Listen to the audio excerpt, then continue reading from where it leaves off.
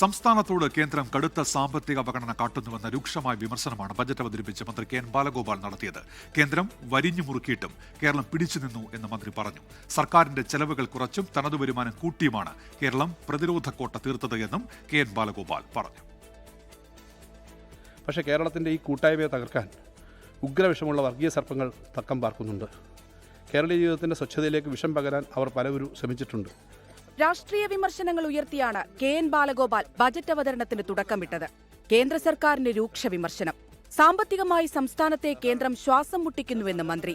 നേരത്തെ നിശ്ചയിച്ച വായ്പാ പരിധി വെട്ടിക്കുറച്ചും അർഹമായ കുടിശ്ശികൾ നിഷേധിച്ചും ഈ സർക്കാരിനെ അവസാന ഭാഗത്തിൽ ശ്വാസം മുട്ടിക്കാൻ കേന്ദ്ര ശ്രമം നടത്തുന്നുണ്ട്. അവ പക്ഷേ താൽക്കാലികമാണ്. കേന്ദ്രം വരിഞ്ഞു മുറുക്കിയിട്ടും കേരളം എങ്ങനെ പിടിച്ചുനിന്നു എന്നത് പരമരഹസ്യമാണെന്ന് മന്ത്രി. ഇതിന് സംസ്ഥാനം പ്രതിരോധ കോട്ട തീർത്തത് എങ്ങനെയെന്നും മന്ത്രി. അതൊരു പരമരഹസ്യമാണ് സാർ.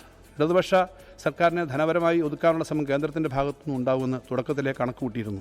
സർക്കാരിൻ്റെ ചെലവുകൾ ക്രമീകരിച്ചും തനത് വരുമാനം വർദ്ധിപ്പിച്ചും പ്രതിരോധ കോട്ട കെട്ടുകയാണ് ഞങ്ങൾ ചെയ്തത്. കടുത്ത അവഗണനയുണ്ടായിരുന്നില്ലെങ്കിൽ കേരളം എത്രത്തോളം ഉയരുമായിരുന്നു എന്ന ചോദ്യമാണ് ഉയർത്തേണ്ടതെന്നും മന്ത്രി.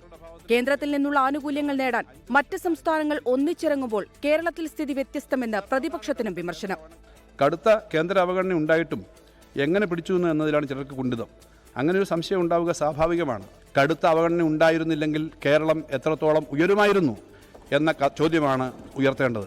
സംസ്ഥാനങ്ങളുടെ സാമ്പത്തിക അവകാശങ്ങൾക്ക് മേലുള്ള കേന്ദ്രത്തിന്റെ കടന്നുകയറ്റത്തിനെതിരെ ഇനിയുള്ള നാളുകളിൽ പോരാടണമെന്നും ബജറ്റ് അവതരിപ്പിച്ച മന്ത്രി പറഞ്ഞു. 24 തിരുവനന്തപുരം. ലോകത്തെവിടെയായാലും ഏത് സമയത്തും 24 വാർത്തകളും ഓഗ്മെന്റഡ് റിയാലിറ്റി പാക്കേജുകളും എക്സ്പ്ലെയിനറുകളും വിശദമായി കാണാൻ ഞങ്ങളുടെ യൂട്യൂബ് ചാനൽ നിങ്ങൾക്ക് സബ്സ്ക്രൈബ് ചെയ്യാം.